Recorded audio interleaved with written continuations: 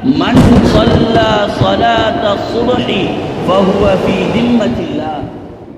بسم الله الرحمن الرحيم. إن الحمد لله نحمده ونستعينه ونستغفره ونؤمن به ونتوكل عليه ونعوذ بالله من شرور أنفسنا ومن سيئات أعمالنا. من يهده الله فلا مضل له ومن يضلله فلا هادي له. أشهد أن لا إله إلا الله وحده لا شريك له وأشهد أن محمدا عبده ورسوله. أما بعد. الله تبارك وتعالى எம்மீது தொழுகையை கடமையாக்கியிருக்கின்றான். மார்க்கத்தின் அடிப்படை எத்தனை? 5. கம் அர்கானில் இஸ்லாம் ஹம்சுன் மாஹிய கலிமா. 2வது தொழுகை. அப்போ அந்த அல்லாஹ் தபாரக வ தஆலா இந்த இஸ்லாத்தை நாம் ஏற்றுக்கொண்டோம். அல்லாஹ் மாத்திரம்தான் இறைவன், அவனுக்கு யாதொன்றையும் இணை கற்பிக்க கூடாது. அதே போன்று நபி ஸல்லல்லாஹு அலைஹி வஸல்லம் அவர்கள் அல்லாஹ்வுடைய அடிமையும் தூதரும் ஆவார் என்று நாம் ஒருவர் மனதாலும் நாவாலும் சாட்சி கூறியதற்கு பிறகு அடுத்ததாக அல்லாஹ் தபாரக வ தஆலா நமக்கு கட்டளையிடுகின்றான், வ இகாமிஸ் ஸலாத், நீங்கள் தொழுகையை நிலைநாட்டுங்கள் என்று நபி ஸல்லல்லாஹு அலைஹி வஸல்லம் அவர்களுடைய ஹதீஸுகளே எம்மால் பார்க்க முடிகின்றது. அதே போன்றுதான் நபி ஸல்லல்லாஹு அலைஹி வஸல்லம் அவர்கள் அறிவிக்கக்கூடிய ஹதீஸில் ஜாமி திர்மிதியிலே ஹசனான ஹதீஸ், ரஸுல் அம்ரில் இஸ்லாம் வ அமூதுஹுஸ் ஸலாத். ரஸுல் அம்ரி இஸ்லாம், இஸ்லாத்துடைய தலை, இஸ்லாத்துடைய காரியத்தின் ஒரு தலையாக இருக்கின்றது, ஒரு தூணாக இருக்கின்றது, அதுதான் தொழுகை. ஒரு தூண் இல்லாமல் ஒரு வீடு நிற்காது, அப்படித்தானே? ஒரு வீடு நாம் கட்ட வேண்டும் என்று சொன்னால் அதற்கு அடிப்படையாக தூண்கள் தேவை, பில்லர்ஸ் தேவை. அந்த தூண் இல்லாமல் அந்த ஒரு கட்டிடம், அந்த பில்டிங் ஸ்டெடியா நிலையாக நிற்காது. அதே போன்றுதான் எம்முடைய வாழ்க்கையில் தொழுகை இல்லாமல் எம்முடைய வாழ்க்கை, எம்முடைய ஈமான் நிலையாக நிற்காது. அப்பொழுது அந்த தொழுகை எந்த அளவுக்கு ஒரு முக்கியத்துவம் என்று குழந்தைகளாக இருக்கக்கூடிய நாமும் பெற்றோர்களும் கட்டாயமாக தெரிந்திருக்க வேண்டும். அல்லாஹ் தபாரக வ தஆலா அவனுடைய மறுமை நாளில், நாம் கியாமத் நாளில் எழுப்பப்படும் பொழுது நபி ஸல்லல்லாஹு அலைஹி வஸல்லம் அவர்கள் சொன்னார்கள், அவ்வலு மா யுஹாசிபு பிஹில் அப்துஸ் ஸலாத். மறுமை நாளில் ஒரு அடியானுக்கு, ஒரு அடிமைக்கு முதலில் கேட்கப்படக்கூடிய முதல் கேள்வி அஸ்ஸலா, தொழுகை குறித்து தான் கேட்பான். நீ உணவு உண்டாயா, திருமணம் முடித்தாயா, குழந்தைகளை பெற்றாயா, வீடு கட்டினாயா, நல்ல வசதியாக வாழ்ந்தாயா, இதெல்லாம் பிறகுதான். நீ ஹஜ்ஜு செய்தாயா, உம்ரா செய்தாயா, ஜக்காத் கொடுத்தாயா, இதுவும் அமல்கள் தான். நீ குர்பானி கொடுத்தாயா, இதுவும் பிறகுதான். நீ போர் செய்தாயா அல்லாஹ்வுடைய பாதையில், இதுவும் பிறகுதான். இதெல்லாம் அல்லாஹ் பிறகுதான் கேட்பான். ஆனால் முதலில் அவன் முஸ்லீமாக இருந்தாலும் சரி, அவன் ஒரு காபிராக இருந்தாலும் சரி, நாளை மறுமையில் ஒரு அடியானுக்கு முதலில் கேட்கப்படக்கூடிய முதல் கேள்வி என்ன? தொழுகை. நீ தொழுதாயா என்றுதான் அல்லாஹ் தபாரக வ தஆலா முதலில் கேட்பான். எம்முடைய வாழ்க்கையில் தொழுகை சரியில்லை என்று சொன்னால் வாழ்க்கை சரியாக இருக்காது. தொழுகையை நாம் கெட்டுவிட்டால், தொழுகையில் ஒரு பொடுபோக்காக இருந்துவிட்டால் நாம் பிறகு தொழுது கொள்ளலாம். நாம் இந்த ஜமாத்தை விட்டுவிட்டு பிறகு இன்னொரு பள்ளியில் ஒரு ஜமாத் இருக்கு, 10 நிமிஷம் லேட்டா அங்கே போய் தொழுது கொள்ளலாம். இப்படி என்று நமக்கு ஒரு அசால்ட்டா நம்ம ஒரு மதிப்பை உணராமல் நாம் பொடுபோக்காக இருக்கக்கூடிய ஒரு சூழலில் அது நாளுக்கு நாள் என்ன ஆகுகின்றது? தொழாமல் ஆகிவின்றது. பிறகு ஜும்ஆவாசிகளாக நிறைய மக்களை எம்முடைய ஊர்களில் பார்க்க முடிகின்றது. ஜும்ஆக்கு மாத்திரம் வந்து தொழக்கூடியவர்களாக இருக்கின்றார்கள். எம்முடைய குழந்தைகளையும் ஜும்ஆக்கு மாத்திரம், அதாவது ஸ்கூல் லீவாக இருந்தால் மாத்திரம் அவர்களை தொழும்படி ஏவக்கூடியவர்களாக இன்றைய இருக்கக்கூடிய பெற்றோர்கள் எம்மால் நிறைய பார்க்க முடிகின்றது. அப்படி இருந்தால், தொழுகை இல்லாமல் இருந்தால் அவருடைய வாழ்க்கை சீராக அமையுமா? அவருடைய வாழ்க்கையில் ஒரு பரக்கத்து இருக்குமா? அவருடைய வாழ்க்கையை சரியாக கொண்டு போக முடியுமா? தொழுகை இல்லாமல் நிச்சயமாக கிடையாது. தொழுகை அந்த அளவுக்கு ஒரு முக்கியமாக இருக்கின்றது. ஏன்? தொழுகை தான் மிகவும் ஒரு பாதுகாப்பான ஒரு விடயமாக இருக்கின்றது. நாம் இப்பொழுது என்ன செய்கின்றோம்? நாம் இந்த ஒரு ஒரு ஒரு நாம் பாதுகாப்பாக இருக்க வேண்டும் என்று சொன்னால் நாம் அதற்காக வேண்டி எத்தனையோ காரியங்களை ஈடுபடுகின்றோம். அல்லாஹ்வுடைய பாதுகாப்பு நமக்கு வேண்டும் என்று சொன்னால் எந்த தொழுகையை தொழ வேண்டும்? யாருக்கு தெரியும்? ஃபஜ்ருடைய தொழுகை. மாஷா அல்லாஹ், ஃபஜ்ருடைய தொழுகையை நாம் கட்டாயமாக தொழ வேண்டும். ஃபஜ்ருடைய தொழுகையை மாத்திரம் தொழுதால் போதுமானதா? அப்படி அல்ல.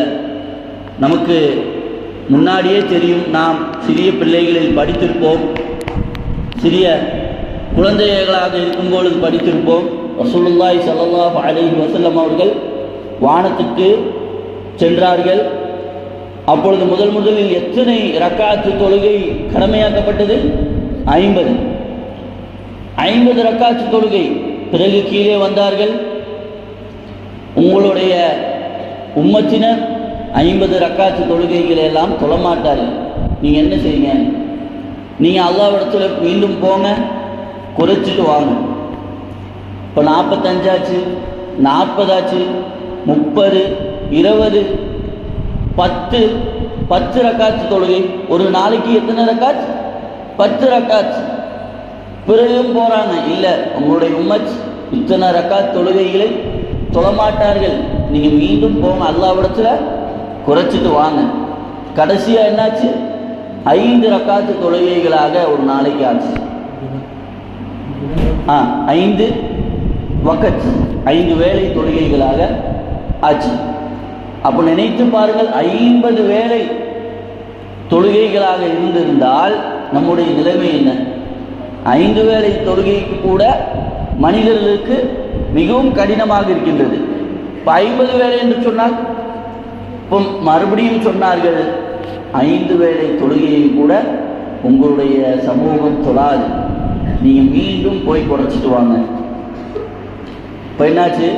இல்லை, இதுக்கு மேலே எனக்கு குறைக்கிறதுக்கு கேட்கறதுக்கு எனக்கு சரியாக இருக்காதுன்னு தோணுது. நான் இந்த 5 வேளையை மாத்திரம் என்னுடைய உம்மத்துக்கு போதுமானதாக இருக்கும்னு நான் நினைக்கிறேன் என்று நபி ஸல்லல்லாஹு அலைஹி வஸல்லம் அவர்கள் இந்த உம்மத்துக்கு 5 வேளை தொழுகையை நியமித்தார். அப்பொழுது நாம் தொழுகைகளை பாதுகாக்க வேண்டும். அல்லாஹ் தபாரக வ தஆலா குர்ஆனிலே கூறும் பொழுது, ஹாஃபிது அலஸ் ஸலவாத்தி வஸ் ஸலாத்தில் உஸ்தா, அல் குர்ஆனிலே சூரா பக்ராவுடைய 238வது வசனத்திலே கூறுகின்றான், உங்களுடைய தொழுகைகளை ஹாஃபிது அலஸ் ஸலவாத்தி வஸ் ஸலாத்தில் உஸ்தா, உங்களுடைய தொழுகைகளை நீங்கள் பாதுகாத்துக் கொள்ளுங்கள் என்று அல்லாஹ் தபாரக வ தஆலா கூறுகின்றான். இதில் ஒரு ஆப்ஷன் ஒன்றும் இல்லை. நமக்கு இது என்னது? கட்டளை. நாம் கட்டாயமாக தொழ வேண்டும் என்பது கட்டளை. அதே போன்றுதான் தொழுகையை விட்டால் பாவம். ஒரு மனிதனுக்கும் ஒரு முஸ்லிமுக்கும் ஒரு காஃபிருக்கும் என்ன வித்தியாசம்? ஒரு முஸ்லிம் அல்லாஹ் தான் இறைவன், நபி ஸல்லல்லாஹு அலைஹி வஸல்லம் அவர்கள் தான் தூதர் என்று ஏற்றுக்கொண்ட ஒரு முஸ்லிமுக்கு அவனுக்கும் ஒரு காஃபிருக்கும் என்ன வித்தியாசம்? நபி ஸல்லல்லாஹு அலைஹி வஸல்லம் அவர்கள் சொன்னார்கள், பைன ரஜுலி வ பைன ஷிர்கி வல் குஃப்ரி தரக்கஸ் ஸலாத். ஷிர்க்குக்கும் குஃப்ருக்கும் ஒரு மனிதனுக்கும் உண்டான வித்தியாசம் என்ன? தரக்கஸ் ஸலாத், தொழுகை விடுவதுதான். மன் தரக்கஸ் ஸலாத் ஃபஹுவ காஃபிர். யார் ஒருவர் ஒரு நேர தொழுகையை விடுகின்றாரோ அவர் நிராகரித்து விட்டார், அவர் குஃப்ரை செய்து விட்டார். குஃப்ர் செய்யறதுன்னா என்ன? அல்லாஹ் ஒரு கட்டளையிட்டு அதை நிராகரிப்பது, நான் செய்ய மாட்டேன், இது குஃப்ர். அப்படிதானே? குஃபுரை செய்து விட்டார். அப்பொழுது எமக்கும் ஒரு காஃபிருக்கும் உண்டான வித்தியாசம் என்ன? தொழுகை. பெயர் தான் இப்போ அரபியர்கள் எல்லாம் அவர்கள் தான் என்ன வைப்பாங்க? அப்துல்னு வைப்பாங்க. அது நார்மலாக இருக்கக்கூடிய பெயர். இப்ராஹிம்னு வைக்கிறாங்க, ஃபாத்திமான்னு வைக்கிறாங்க, அப்படிதான் மரியம்னு வைக்கிறாங்க. கிறிஸ்டின்ஸில் வைக்கிறாங்களா இல்லையா? மரியம், மூசா வைக்கிறாங்க. இப்போ அவர்களுக்கும் நமக்கு என்ன வித்தியாசம்? தொழுகை தான். வேறு எதுவும் நமக்கும் அவர்களுக்கும் எந்த ஒரு வித்தியாசமும் இல்லை. தொழுகை தான் முக்கியமானது. அதே போன்றுதான் நம்மிடையே ஒரு முக்கியமான ஒரு தொழுகை இருக்கின்றது. அதுதான் என்ன தொழுகை? ஃபஜ்ருடைய தொழுகை. அல்லாஹ் தபாரக வ தஆலா ஃபஜ்ருடைய தொழுகையை குறித்து கூறுகின்றான். வல் ஃபஜ்ர் வலயாலின் அஷ்ர். ஃபஜ்ர் மீது சத்தியமாக, விடியற்காலையின் மீது சத்தியமாக, இரவு அந்த 10 நாட்களின் மீது சத்தியமாக என்று அல்லாஹ் தபாரக வ தஆலா சத்தியமிட்டு கூறுகின்றான். ஏன்? அல்லாஹ் தபாரக வ தஆலா கூறும் பொழுது இன்ன குர்ஆனல் ஃபஜ்ரி கான மஷ்ஹூதா, ஃபஜ்ர் தொழுகைதான் அது என்னவாக இருக்கின்றது? ஒரு சாட்சியாக இருக்கும் என்று அல்லாஹ் தபாரக வ தஆலா கூறுகின்றான். அதே போன்றுதான் ஃபஜ்ருடைய தொழுகையில் யார் இறங்குகின்றார்கள்? மலக்குமார்கள் ஃபஜ்ருடைய தொழுகையில் இறங்குகின்றார்கள். ஆனால் நாம் இம்மால் பார்க்க முடிகின்றது, ஃபஜ்ருடைய தொழுகைக்கு எத்தனை பேர் தான் ஜமாஅத் போறாங்க? 4 நபர்கள், 5 நபர்கள். இன்னும் சில பள்ளிவாசல்களில் இமாமும் முஅத்தின் மாற்றம்தான், 2 நபர்கள் மாத்திரம்தான். ஜும்ஆவுடைய தொழுகைக்கு பார்த்தால் பள்ளியில் அமர்வதற்கு இடமில்லை. நாம் இங்கு இருக்கக்கூடிய பள்ளிகள் அல்ல, பொதுவாக கூறுகின்றேன். ஜும்ஆவுடைய தொழுகைக்கு பள்ளியில் தொழுவதற்கு இடமில்லை. ஆனால் பரக்கத்து பொருந்திய ஃபஜ்ருடைய தொழுகையை தொழுதால் பாதுகாப்பு கிடைக்கக்கூடிய அப்படிப்பட்ட முக்கியமான ஒரு தொழுகைக்கு மக்கள் விரைந்து வரக்கூடியவர்களாக இல்லை. அவர்களுடைய குழந்தைகளை அழைத்து வரக்கூடியவர்களாக இல்லை. நாம் நம்முடைய குழந்தைகளுக்கு அந்த தர்ஜீவை, அந்த ஒரு பொறுப்பை நாம் கொடுக்க வேண்டும். ஃபஜ்ருடைய முக்கியத்துவத்தை கொடுக்க வேண்டும். மலக்குமார்கள் இறங்கக்கூடிய ஒரு நேரம் ஃபஜ்ருடைய நேரம். அப்படிப்பட்ட ஃபஜ்ருடைய தொழுகைக்கு நாமும் வர வேண்டும், நம்முடைய குழந்தைகளையும் அழைத்து வர வேண்டும். மலக்குமார்கள் ரசூலுல்லாஹி ஸல்லல்லாஹு அலைஹி வஸல்லம் அவர்கள் சொன்னார்கள், யஜ்தமிஊன ஃபி ஸலாத்தில் ஃபஜ்ரில் வல் அஸ்ர். மலக்குமார்கள் ஃபஜ்ருடைய தொழுகையில் கூடுகின்றார்கள் என்று நபி ஸல்லல்லாஹு அலைஹி வஸல்லம் அவர்கள் கூறினார்கள். அதே போன்றுதான் மன் ஸல்லா ஸலாத ஸுப்ஹி ஃபஹுவ ஃபீ திம்மத்தில்லாஹ். இது எல்லாரும் அறிந்து வைத்திருக்கக்கூடிய ஒரு ஹதீஸ். என்ன ஹதீஸ்? சஹீஹ் முஸ்லிம்ல வருது. யார் ஒருவர் ஃபஜ்ருடைய தொழுகையை தொழுகின்றாரோ அவர் யாருடைய பாதுகாப்பில் இருக்கின்றார்? அல்லாஹ்வுடைய பாதுகாப்பில் அந்த முழு நாளும் இருக்கின்றார். யாராவது நினைத்து பாருங்கள், நீங்கள் இதை செய்தால் நான் உங்களுக்கு ஒரு நாள் முழுவதும் பாதுகாப்பு தரேன் என்று யாராவது சொல்ல முடியுமா? அவருடைய தந்தையாச்சு சொல்ல முடியுமா நான் உனக்கு பாதுகாப்பு தருவேன் என்று சொல்ல முடியுமா? இல்லை இந்த நாட்டில் இருக்கக்கூடிய மிகப்பெரிய ஒரு பணக்காரர் அவரால் சொல்ல முடியுமா நான் ஒரு நாள் முழுவதும் நான் உனக்கு பாதுகாப்பு தரேன் என்று? ஆனால் அல்லாஹ் தபாரக வ தஆலா என்ன சொல்றான்? மன் ஸல்லா ஸலாத்து ஸுப்ஹி ஃபஹுவ ஃபீ திம்மத்தில்லாஹ். யார் ஒருவர் ஃபஜ்ருடைய தொழுகையை தொழுகின்றாரோ அவர் எந்த பாதுகாப்பில், யாருடைய பாதுகாப்பில் இருக்கிறார்? அல்லாஹ்வுடைய பாதுகாப்பில் இருக்கின்றார். இது எவ்வளவு பெரிய ஒரு மகத்தான ஒரு விஷயம். ஆனால் நாம் ஃபஜ்ருடைய தொழுகைக்கு உறங்குகின்றோம். ஃபஜ்ருடைய தொழுகைக்கு உறங்குகின்றோம். அப்படி தூங்கலாமா? பெரியவர்களுக்கு மாத்திரம்தான் ஃபஜ்ருடைய தொழுகையா? 11 வயது, 12 வயது, 15 வயது ஆகிய ஆண் பிள்ளைகளுக்கு, பெண் பிள்ளைகளுக்கு ஃபஜ்ருடைய தொழுகை கடமை இல்லையா? அப்படியா மார்க்கம் சொல்கின்றது? இல்லை. நபி ஸல்லல்லாஹு அலைஹி வஸல்லம் அவர்கள் என்ன கூறுகின்றார்கள்? 7 வயதை அடைந்தால் நீங்கள் உங்களுடைய பிள்ளைகளுக்கு தொழும்படி ஏவுங்கள். 10 வயதை அடைந்தும் அவர்கள் தொழவில்லை என்று சொன்னால் அவர்களை அடித்து தொழ வையுங்கள் என்று கூறுகின்றார்கள். வேறு எந்த ஒரு விஷயத்துக்கும் இப்படி சொல்றது. நீங்க 10 வயதை அடைந்தும் அவர்கள் தொழாமல் இருக்கிறாங்க என்று சொன்னா அடிங்க. ஆனால் நாம் பெற்றோர்கள் மார்க்கு கம்மியாயிடுச்சுன்னா மாத்திரம்தான் அடிக்கக்கூடியவர்களாக இங்கு இருக்கக்கூடிய இன்றைக்கு சமுதாயத்தில் இருக்கக்கூடிய பெற்றோர்கள் 100 மார்க்குக்கு 90 மார்க் எடுத்துட்டு அதற்கு தான் அடிக்கிறார்களே தவிர ஃபஜ்ருடைய தொழுகை தொழாமல் இருந்தால் உறங்குகிறான் என்று சொன்னால் அதற்கு அடிப்பதில்லை. இது கட்டளை, இது நபி ஸல்லல்லாஹு அலைஹி வஸல்லம் அவருடைய கட்டளை. நீங்கள் ஃபஜ்ருடைய தொழுகைக்கு உங்களுடைய பிள்ளைகள் 10 வயதை அடைந்தும் அவர்கள் தொழவில்லை என்று சொன்னால் அவர்களை அடித்து தொழுவையுங்கள். ஏன்? தொழுகை என்பது அவ்வளவு முக்கியமான ஒரு விஷயமாக இருக்கின்றது. அதிலே நாம் அலட்சியமாக, அதிலே நாம் ஒரு பொதுவோக்காக இருக்கின்றோம். எவ்வளவு சிறப்பு இருக்கின்றது பாருங்கள். ஃபஜ்ருடைய தொழுகையை தொழுதால் ஒன்றுமில்லை, ஃபஜ்ருடைய 2-3 ரக்காத் தொழுகை, ஃபஜ்ருக்கு முன்னாடி 2 ரக்காத் சுன்னத்தான தொழுகையை தொழுவோமா இல்லையா? அதனுடைய சிறப்பு யாருக்கு தெரியும்? யாருக்கு தெரியும்? ஃபஜ்ருடைய 2 ரக்காத்து முன் சுன்னத்து தொழுகிறோமா இல்லையா? அதனுடைய சிறப்பு, அந்த தொழுகையை தொழுதால் என்ன சிறப்பு, என்ன நமக்கு நன்மை கிடைக்கும்? யாருக்கு தெரியும்? யாருக்கு தெரியும்?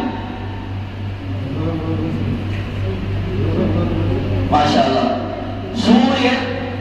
சூரியன் இந்த உலகத்தில் எதன் மீதெல்லாம் உதிக்கின்றதோ, சூரியன் இந்த உலகத்தில் எதன் மீதெல்லாம் உதிக்கின்றதோ, எதன் மீதெல்லாம் படுகின்றதோ, அதை விடவும் சிறந்ததுதான் அந்த ஃபஜ்ருடைய 2 ரக்காத் முன் சுன்னத். அது நமக்கு வாஜிபா.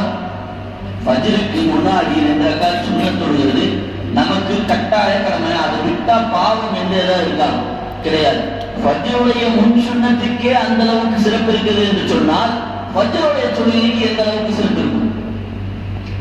ஃபஜ்ருடைய தொழுகைக்கு எந்த அளவுக்கு சிறப்பு இருக்கும்? ஆனால் ஃபஜ்ருடைய தொழுகைக்கு நாம் என்ன செய்யறோம்? தூங்கிக் கொண்டிருக்கின்றோம். 6 மணிக்கு நாம விளையாட போகணும்னு ஏதாவது இருந்துச்சுன்னா எப்ப எடுப்போம்? குழந்தைகள் 4 மணிக்கே எடுத்துக்காரோம், அப்படிதானே? 6 மணிக்கு ஊருக்கு போறோம் அப்படின்னு இருந்துச்சுன்னா எப்ப எடுத்துக்காரோம்? 5 மணிக்கே எடுத்துறோம். ஆனால் ஃபஜ்ருடைய தொழுகைக்கு அப்படி இருக்கக்கூடாது நண்பானவர்களே. பெற்றோர்களும் அப்படி இருக்கக்கூடாது. ஃபஜ்ருடைய தொழுகை என்பது மிகவும் முக்கியமான ஒரு தொழுகையாக இருக்கின்றது. அதே போன்றுதான் 7 வயதிலிருந்தே நாம் நம்முடைய குழந்தைகளுக்கு என்ன சொல்லணும்? பள்ளிவாசலுக்கு கூட்டிட்டு வரணும். 7 வயதிலிருந்தே அவர்கள் விளையாண்டாலும் சரி, குழந்தைகள் என்றால் விளையாடக்கூடியவர்கள் தான். நிறைய பள்ளிவாசல்கள் நாம் என்ன பார்க்கிறோம்? உங்க குழந்தை விளையாடுது, ரொம்ப குறுண்டு செய்யறாங்க, பள்ளிக்கு கூட்டிட்டு வராதீங்க. நிறைய பள்ளிவாசல்கள்ல நிர்வாகிகள் சொல்லக்கூடியவர்களாக இருக்கிறாங்க, நீங்க குழந்தைகளை பள்ளிவாசலுக்கு கூட்டிட்டு வராதீங்க. அவங்க 10-15 வயசு ஆனதுக்கு பிறகு அவங்க தொழுகைக்கு வந்தா போதும், இங்க வந்தா பயங்கர சேட்டை பண்றான். நபி ஸல்லல்லாஹு அலைஹி வஸல்லம் அவருடைய காலத்தில் அப்படிதான். ஹஸன் ஹுசைன் ரலியல்லாஹு அன்ஹுமா அவர்கள் எப்படி இருந்தார்கள்? அவருடைய பேர பிள்ளைகள் அவர்கள் விளையாடக்கூடியவர்களாகத்தான் இருந்தார்கள், பள்ளிவாசலுக்கு வரக்கூடியவர்களாக இருந்தார்கள். நபி ஸல்லல்லாஹு அலைஹி வஸல்லம் அவர்களை பள்ளிக்கு அழைத்து வரக்கூடியவர்களாக இருந்தார்கள். அந்த வயதில் விளையாடக்கூடியவர்கள் தான். ஆனால் 7 வயதை அவர்கள் அடைந்து விட்டால் கொஞ்சம் அவங்களுக்கு தெரியும். 5 வயசு 3 வயசு இல்லை, 7 வயசு சொன்னா கேட்பாங்க, அதிகமா தொழுவாங்க. 2 ரக்காத் தொழு சொன்னா 8 ரக்காத் தொழுவாங்க. அப்படிதான் குழந்தைகள். ஆனால் 10 வயதை அடையும் பொழுது அவன் ஒரு பக்குவத்தை அடைகின்றான். அவன் அதை உணர்கின்றான். நாம் இது நன்மையா தீமையா, தொழுகை எப்படி தொழ வேண்டும் என்றெல்லாம் அறிகின்றான். ஆனால் நாம் பெற்றோர்கள் பிள்ளைகளை இந்த பள்ளிவாசலுக்கு, குறிப்பாக பள்ளிவாசலுக்கு வந்து நாம் தொழணும். பெரியவர்கள் மாற்றம் பள்ளிவாசலுக்கு வரணும் எங்கேயுமே நபி ஸல்லல்லாஹு அலைஹி வஸல்லம் அவர்கள் சொல்லல. கட்டாயமாக ஆண்கள் பள்ளிவாசலுக்கு வந்து தொழணும். பெண்களுக்கு அவர்களுக்கு சிறந்த இடம் என்ன? அவர்கள் வீட்டில் இருப்பதுதான் அவர்களுக்கு சிறந்தது. ஆனால் ஆண்களுக்கு அவர்கள் கட்டாயமாக பள்ளிவாசல்களுக்கு வந்து தொழ வேண்டும். ஆண் பிள்ளைகளுக்கு அவர்கள் கட்டாயமாக பள்ளிவாசல்களுக்கு வர வேண்டும். நபி ஸல்லல்லாஹு அலைஹி வஸல்லம் அவர்களுடைய காலத்தில் ஒரு கண்ணு தெரியாத ஒரு சஹாபி இருந்தார். அவர்களுக்கு கண் தெரியாது. ரசூலுல்லாஹி ஸல்லல்லாஹு அலைஹி வஸல்லம் அவர்கள்ட்ட வந்து கேட்கிறாங்க, என்ன யா ரசூலுல்லாஹ், எனக்கு கண் பார்வை தெரியாது, நான் வீட்டிலேயே தொழுது கொள்ளலாமா, எனக்கு அதுக்கு அனுமதி இருக்கின்றதா, கண்ணு தெரியாது, நான் அங்கிருந்து வரணும், அதனால வீட்டிலேயே தொழுது கொள்ளலாமா என்று கேட்கிறார். நபி ஸல்லல்லாஹு அலைஹி வஸல்லம் அவர்கள் சொன்னார், தொழுது கொள்ளுங்க, அனுபவிச்சார். பிறகு திருப்பியும் அந்த நபி தோழரை அழைத்தார். அழைத்து கேட்டார், உங்களுக்கு பாங்குடைய சத்தம் கேட்கிற வீட்டுக்கு உங்களுக்கு வர முடியுமா? வர முடியும். அப்படி என்ன பண்ணுங்க, கட்டாயமாக பள்ளிவாசலுக்கு வந்துதான் நீங்கள் உங்களுடைய தொழுகையை நிறைவேற்ற வேண்டும் என்று நபி ஸல்லல்லாஹு அலைஹி வஸல்லம் அவர்கள் தெரிவித்தார். சஹாபாக்கள் நபி ஸல்லல்லாஹு அலைஹி வஸல்லம் காலகட்டத்தில் முனாஃபிகீன்கள் தான் ஒரு நேர தொழுகையை வராதவர்கள் எப்படி பார்த்தார்கள்? அவர்கள் முனாஃபிகீன்கள் தான் தொழாதவர்களாக இருப்பார்கள். அதுவும் நம்மளுடைய ஹதீஸ்களிலே பார்க்க முடிகின்றது. முனாஃபிகீன்களுக்கு மிகவும் கடினமான தொழுகை எது? முனாஃபிகீன்களுக்கு மிகவும் கடினமான தொழுகை எது? இஷா, ஃபஜ்ர்.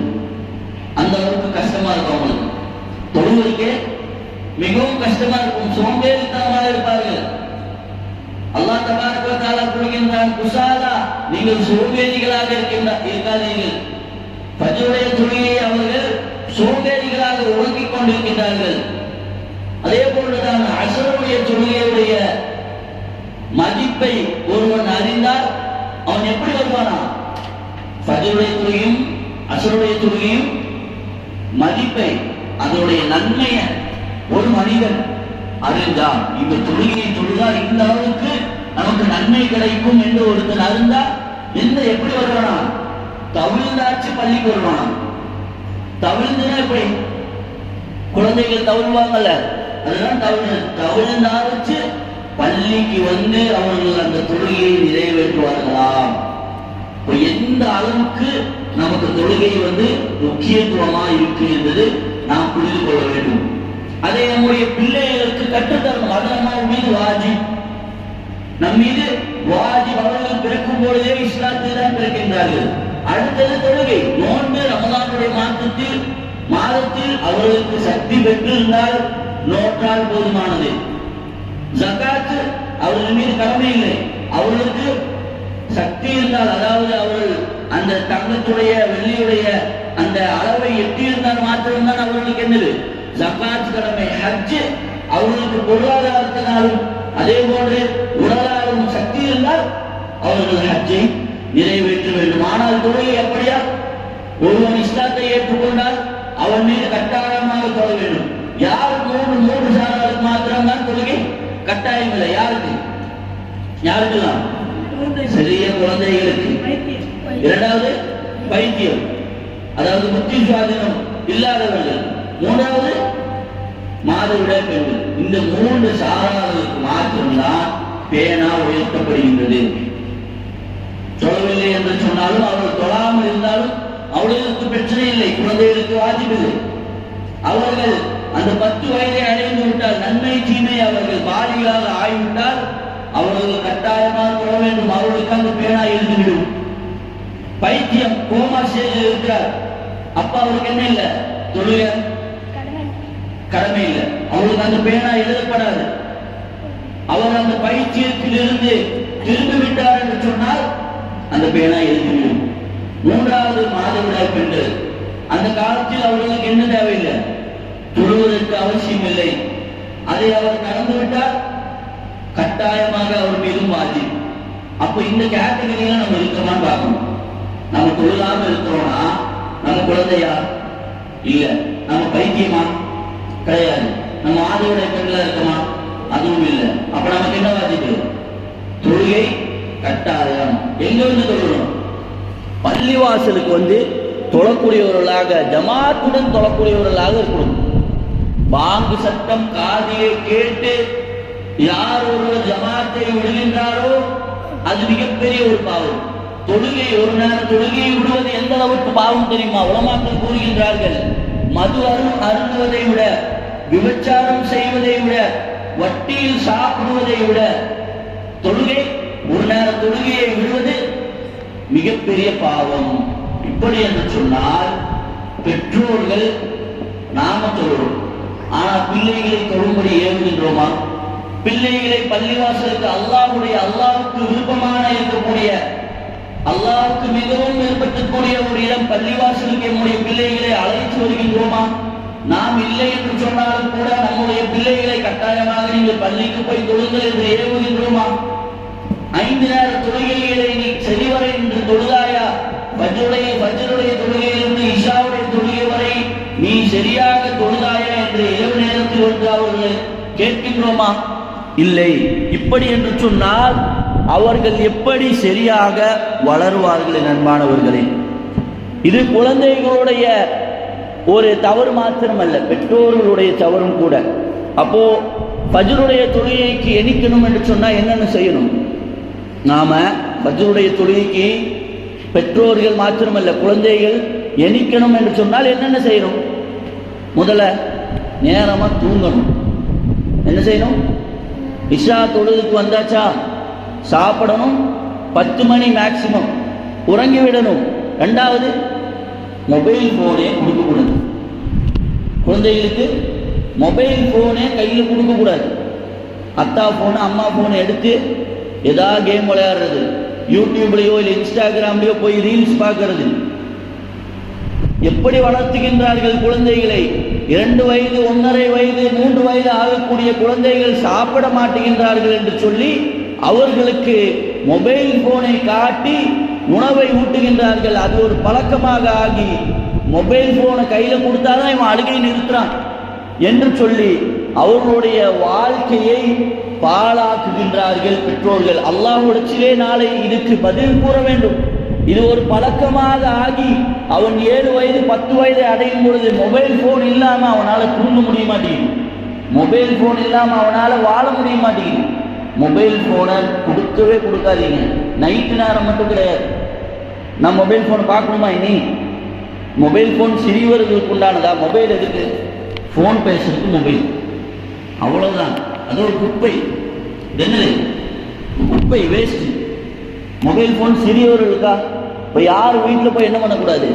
அத்தா அம்மா கிட்ட மொபைல் ஃபோனை கொடுங்க. மொபைல் ஃபோன் யூஸ் பண்ணுறதுக்குன்னு ஒரு காலம் வரும், ஒரு நேரம் வரும்.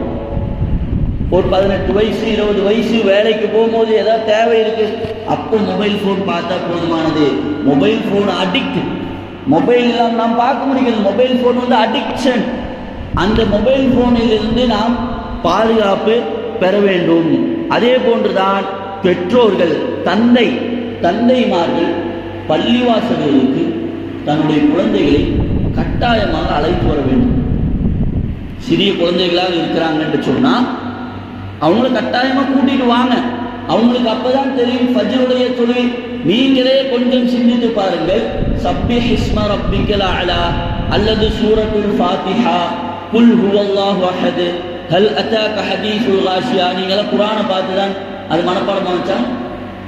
எத்தனையோ சகோதரர்களுக்கு குர்ஆன் படிக்க எழுத தெரியாது, ஆனால் சூரா ஃபாத்திஹா தெரியும், சூரா காஷியா தெரியும், சப்பிஹ் இஸ்ம ரப்பிக்கல் அலா தெரியும். எப்படி? ஜுமா தொழுகைக்கு வந்தோம், அவங்க கேட்டு கேட்டு கேட்டு பழகி அவங்க ஓதுறாங்க. இப்போ ஃபஜ்ருடைய தொழுகைக்கு கூட அழைத்து வாருங்கள். அதிகமான நேரம் ஃபஜ்ருடைய தொழுகையில் அதிகமாக சூறாக்களை ஓதக்கூடியது ஃபஜ்ருடைய தொழுகையில் தான். ஃபஜ்ருடைய தொழுகைக்கு கூட்டிட்டு வாங்க. அவங்க எந்த அளவுக்கு ஆக்டிவாக இருப்பாங்கன்னு நீங்கள் பார்க்க முடியும். ஃபஜ்ருடைய தொழுகையை தொழுதால் எந்த அளவுக்கு அவங்க ஆக்டிவாக இருப்பாங்கன்னு நம்மால் கண்ணால் பார்க்க முடியும். அதே போன்றுதான் தாய்மார்கள் ஃபஜ்ருடைய தொழுகைக்கு அவங்க என்ன பண்ணணும்? எழுப்பி விடணும், என்கரேஜ் பண்ணணும். பையன் தூங்கட்டும்னு சொல்லிட்டு தயவு செய்து ஃபஜ்ருடைய தொழுகைக்கு அவன் பையன் உறங்கட்டும் என்று சொல்ல வேண்டாம். அவர்களை அப்படியே விட வேண்டாம். கட்டாயமாக ஃபஜ்ருடைய தொழுகைக்கு அவர்களை எழுச்சி விடுங்க. இன்னைக்கு ஒரு நாள் தூங்கட்டும் அப்படின்னு விட வேண்டாம். நாளை மறுமையில் அல்லாஹ்கிட்ட போய் ஒரு நாள் அப்படின்னு சொல்ல முடியுமா? இன்ன அதாபி லஷதீத், அல்லாஹ்வுடைய அதாபும் மிகவும் கடினமானது. அதனால அன்பானவர்களே, தாய்மார்களே, பெற்றோர்களே, சகோதர சகோதரிகளே, நாம் என்ன செய்யணும்? ஃபஜ்ருடைய தொழுகையை கட்டாயமாக ஃபஜ்ருடைய தொழுகையை பள்ளிக்கு வந்து தொழணும். அதே போன்று ஃபஜ்ருடைய தொழுகையை மாத்திரம் தான் தொழணுமா? இல்லை, எங்கே இருந்தாலும் தொழணும். போர் செஞ்சுட்டு இருக்கும்போது கூடி தொழுகிறாங்க. பயணத்தில் இருந்தால் நீங்கள் பெருசாக தொழுக வேண்டாம், ஒவ்வொருடைய தொழுகையை சுருக்கி தொழுங்கிறாங்க. அசருடைய தொழுகை இப்படி 4 ரக்காத் இருக்கா, சுருக்கி தொழுங்கிறான். அப்போ அந்த அடிப்படையில் நாம் ஃபஜ்ருடைய தொழுகை, ஒவ்வொரு அசர், மக்ரிப், இஷா என்று 5 வேளை தொழுகைகளை நாம் சரிவர தொழ வேண்டும். பெற்றோர்கள் தன்னுடைய குழந்தைகளுடைய விஷயத்தில் கவனம் செலுத்த வேண்டும், தொழுகையுடைய விஷயத்தில் கவனம் செலுத்த வேண்டும். நாம் மரணிக்கின்ற வரை தொழக்கூடியவர்களாக நாமும் தொழுது நம்முடைய குழந்தைகளையும் தொழக்கூடியவர்களாக வளர்த்தி எடுக்க வேண்டும்.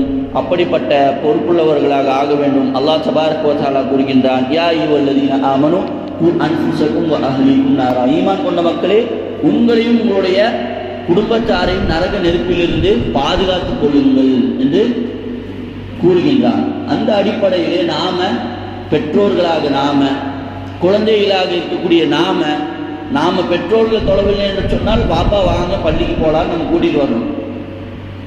பெற்றோர்கள் பிள்ளைகளை வாங்கன்னு சொல்லிட்டு பள்ளிக்கு அழைச்சிட்டு வரணும். அப்படிப்பட்ட மக்களாக அல்லாஹ் தபாரக வ தஆலா என்னையும் உங்களையும் என் குடும்பத்தாரையும் உங்கள் குடும்பத்தாரையும் ஆக்கி அருள் புரிவானாக. நத்தஃபி பிஹாதல் கத்ர். சுப்ஹானக அல்லாஹும்ம வ பிஹம்திக அஷ்ஹது அன் லா இலாஹா இல்லா அன்த அஸ்தக்ஃபிருக வ அத்தூபு இலைக். வல்ஹம்துலில்லாஹி ரப்பில் ஆலமீன்.